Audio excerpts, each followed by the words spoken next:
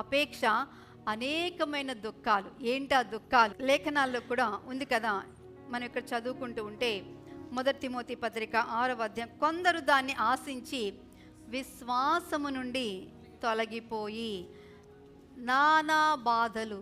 Underline చేసుకుంటే ఏంటి ఆ నానా బాధలు? ఎన్ని రకాలుగా మనం రాయవచ్చో.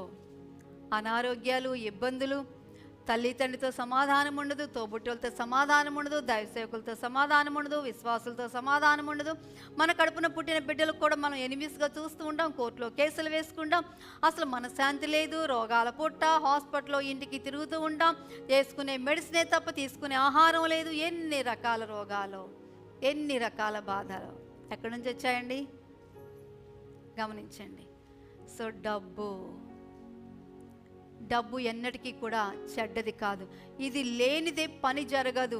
ఇది లేనిదే మనము రేపు మన మందిరాన్ని నిర్మాణం చేసుకోలేం. కానీ అదే సమయంలో ఇదే ప్రథమంగా ఎంచుకుంటే అక్కడ మనం ఇంత కూడా ఒక రాయి కూడా మనం వేయలేం. ఎందుకంటే దేవుని పని దేవుడికి తెలుసు అది ఎలా జరిగించాలో. మనము ఏది చేయాలని ఉద్దేశించారో మనము అదే చేయాలి. అనేక దుఃఖాలను ఇక్కడ తీసుకొస్తుందట.